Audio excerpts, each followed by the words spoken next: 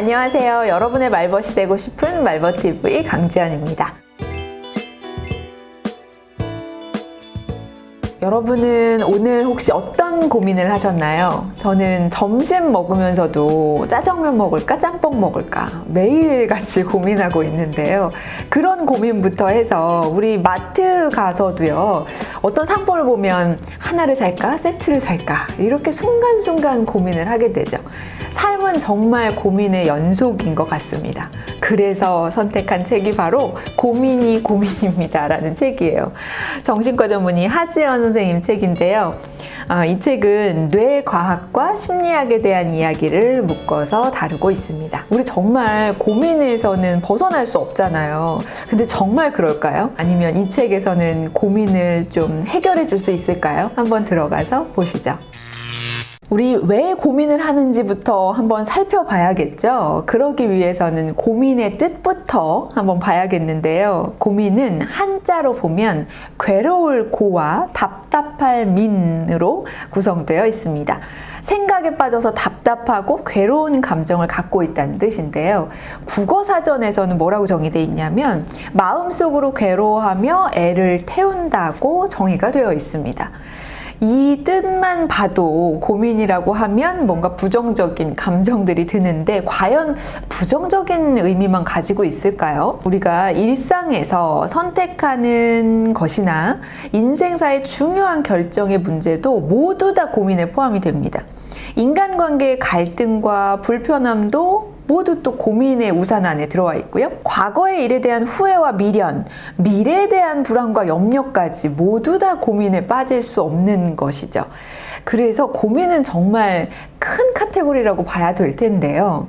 여러분 한번 생각해 보시면요.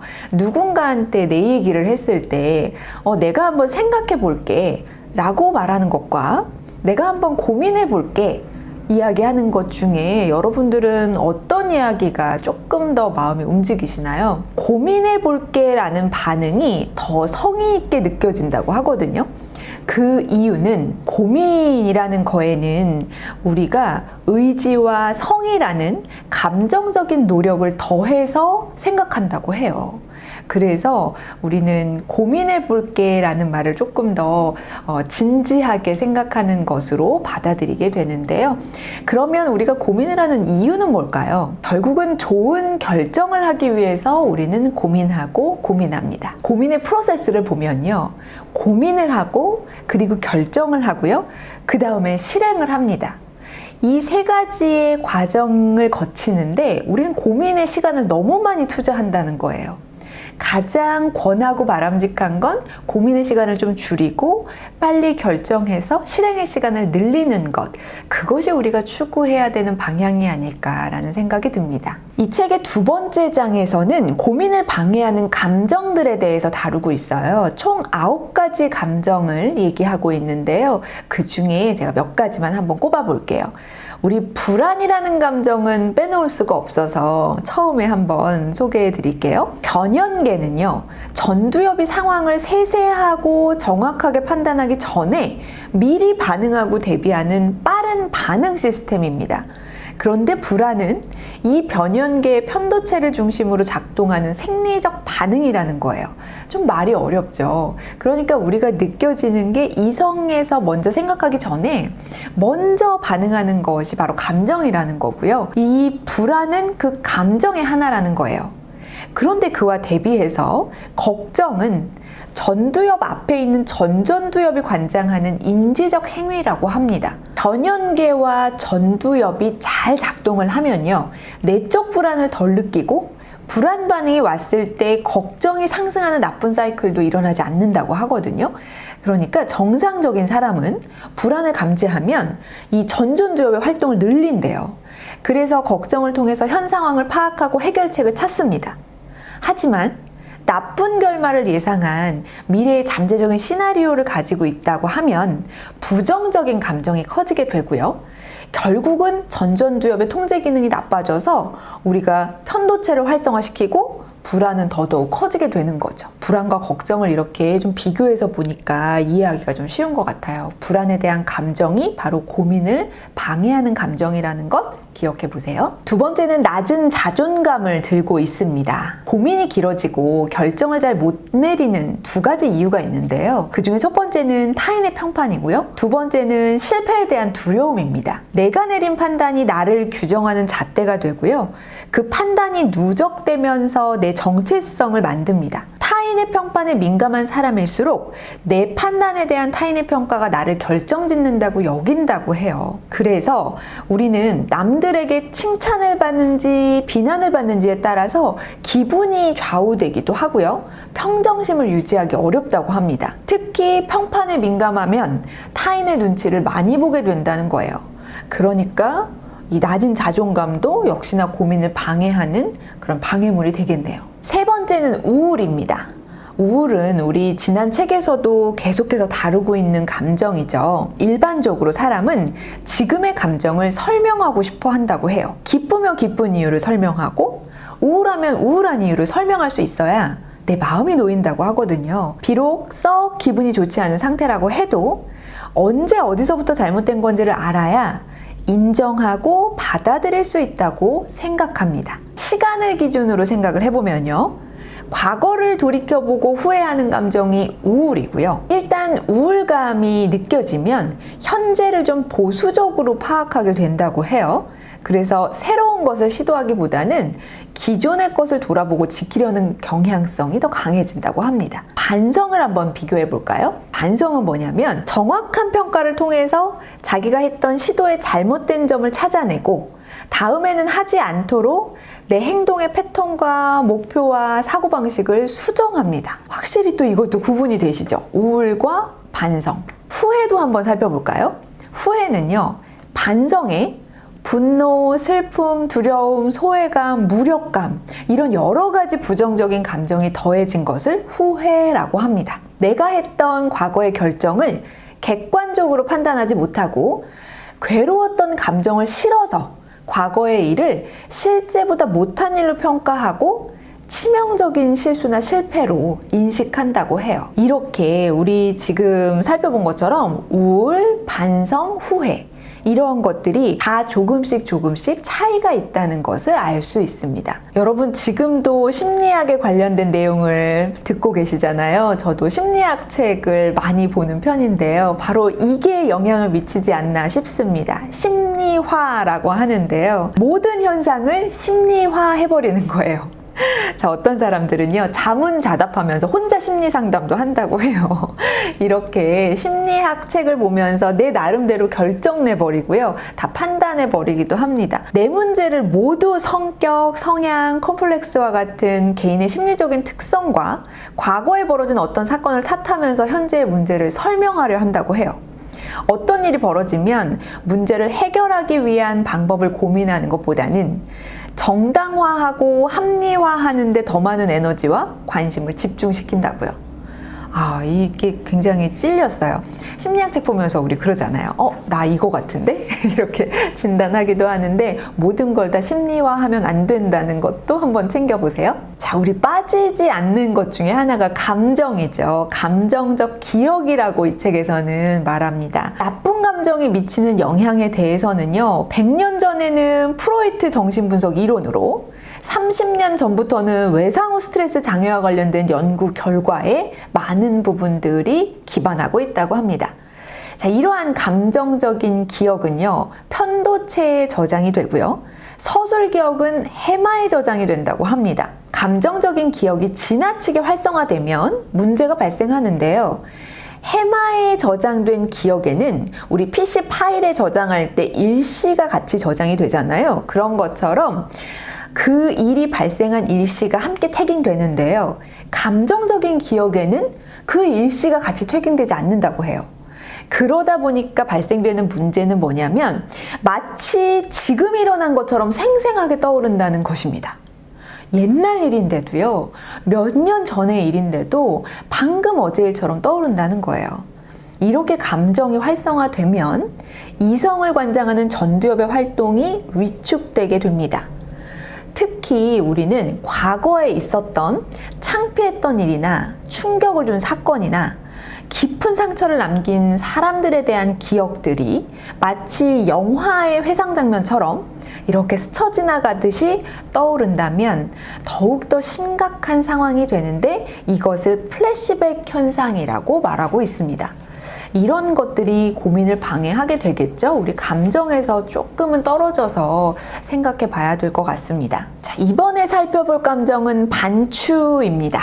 반추는요, 부정적인 감정과 스트레스를 다스리려는 노력이라고 할 수가 있는데요. 보통은요, 내가 생각하는 바람직한 내가 있죠. 그 나와 현재 인식하는 나 사이의 간격이 확연히 인식이 되면 자극되는 경향이 있다고 합니다. 우리 걱정이랑 한번 또 비교를 해볼게요. 걱정이 주로 앞날에 대해서 고민하는 것이라면 반추는 대부분 과거에 일어난 일을 되새김질하고요, 반복해서 생각하는 것입니다. 걱정은 내게 닥친 문제를 풀어내기 위한 집중이라고 하면 반추는 과거의 실패나 실수, 그로 인해서 생성된 감정에 집중한다는 것이 포인트입니다. 자, 여기서 또 한 번 후회에 대한 이야기가 나옵니다. 후회도 우리 감정이라고 했죠? 뒤를 돌아보고 가슴 아파하는 감정적 괴로움에 집중한 것이 후회고요. 반추는 앞이건 뒤건 상관없이 소화되지 못한 감정과 생각을 자꾸 꺼내서 보고 하는 행동을 거듭한다고 합니다. 결국은요, 이 반추는 자신의 부정적인 감정과 스트레스를 인식함으로써 느끼는 불편한 긴장을 해결하려는 잘못된 노력이라고 콕 집어서 이야기하고 있습니다. 3장에서는 뇌과학 이야기를 좀 다루고 있거든요. 뇌과학이 조금 어려운 이야기가 나올 수도 있는데 뇌와 마음에 대해서 조금 이해하고 나면 고민이 좀 쉬워지지 않을까 싶습니다. 우리의 뇌와 마음에 대해서 꼭 알아야 하는 원칙 5가지를 제시하고 있습니다. 첫 번째는요, 뇌는 가치 판단에 앞서서 효율성을 추구하는 기관이라고 하는데요. 이거 가장 중요한 포인트예요. 효율성을 기억해 보시고요. 두 번째, 인간은 손실과 고통, 배고픔을 싫어한다고 합니다. 여기서 집중해야 될 건 배고픔이에요. 이것을 피하기 위한 노력은 우리가 다른 무엇보다 우선하죠?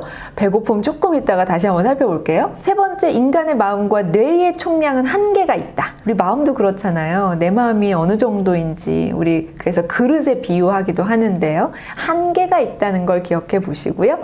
인간은 집단 안의 개인인 동시에 타인의 영향을 받죠. 마지막으로 노력과 재능과는 별도로 행운의 영역이 존재한다. 이 운의 영역도 놓치면 안 됩니다. 자, 그러면 이걸 기억하면서 한번 내용을 살펴볼게요. 배고픔이라는 이야기가 바로 나오는데요. 여러분은 배고프면 마음 상태가 어떻게 되시나요? 어떤 분들은 막 화를 내기도 하는데요. 배가 고픈 거는 하루에도 2-3번 경험하죠?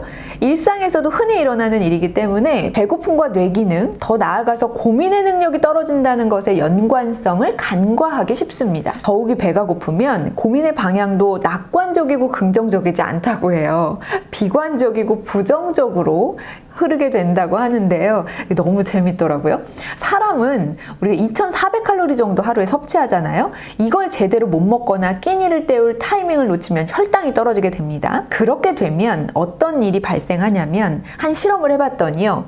학교 생활 만족도를 묻는 질문에 식사를 하지 않은 학생들과 식사를 하고 난 학생들의 차이가 있었는데요. 식사를 하지 않은 학생들은 자신의 권리에 상대적으로 예민한 반응을 보였고요. 이 얘기는 결국은 타인에게 호의를 베풀 여유도 없어진다는 얘기죠. 그러니까 우리 배고픔을 좀 경계해 봐야겠습니다. 우리 인간은요, 2가지 기본 행동 원칙을 가지고 있는데요. 그 중에 첫 번째는 뇌는 어떻게든 에너지가 덜 드는 효율을 추구한다고 하고요. 우리 아까 효율성 강조했었죠? 두 번째는 쾌락보다 고통을 피하는 것을 우선시한다고 해요. 자, 이게 바로 수능인데요. 수능은 이 2가지 원칙에 잘 부합하는 것입니다. 모방, 동조, 수능. 이거 우리 조직 생활에서 많이 들어본 이야기 아닌가요?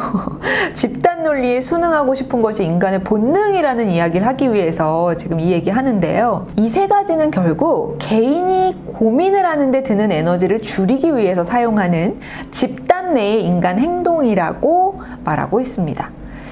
그래서 우리가 사람들을 따라하고 또 순응하고 함께 하려고 하나 봐요.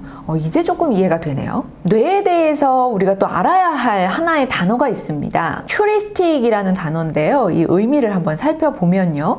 부족한 시간이나 정보로 인해서 합리적인 판단을 할 수 없거나 체계적이면서 합리적인 판단이 굳이 필요하지 않은 상황에서 사람들이 빠르게 사용하는 어림짐작 방법입니다. 그러니까 쉽게 말하면 휴리스틱은 어림짐작하는 거구나 라고 이해하시면 됩니다. 이 휴리스틱에 의존하면 생각의 오류에 빠지기 쉽다는 것이 아주 중요한 부분인데요. 여기서 몇 가지 휴리스틱 예를 들고 있거든요. 그 중에 한 가지 살펴보면 기준점 휴리스틱이라고 해서요.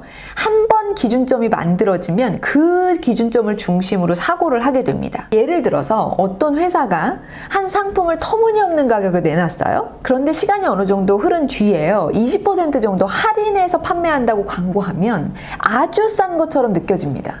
그것이 바로 우리를 혼동시키는 기준점 휴리스틱이 되는 겁니다. 그래서 아무리 우리가 애쓰고 노력해도 답이 나오기 어렵다고 느껴질 때는 이 기준점을 잘못 잡은 게 아닌가 확인해 볼 필요가 있다고 말하고 있습니다. 대표성 휴리스틱이라는 것도 우리가 잘 저지르는 실수입니다. 하나를 보면 열을 한다는 속담과 같은 의미인데요. 우리 왜 어떤 직업을 가진 사람, 그러면 그 사람을 어림짐작하죠. 어떤 나라 사람 하면 그 나라 사람이 전체적으로 다 같은 사람처럼 생각하죠. 이것이 바로 우리가 하는 대표적인 대표성 휴리스틱입니다. 이런 휴리스틱에서 좀 벗어날 필요가 있습니다. 고민을 방해하는 인지적 오류들도 있는데요. 사람들은 자신이 매우 합리적이라고 생각하지만 사실은 그렇지 않다 그래요. 너무 뜨끔하죠. 자신이 만든 생각의 틀이 한번 굳어지면 상황이 바뀌어도 언제나 그 방식을 적용하려고 합니다. 심사숙고하고 다른 가능성을 생각하기보다는 그동안 해왔던 방식대로 생각하고 판단하기를 원합니다.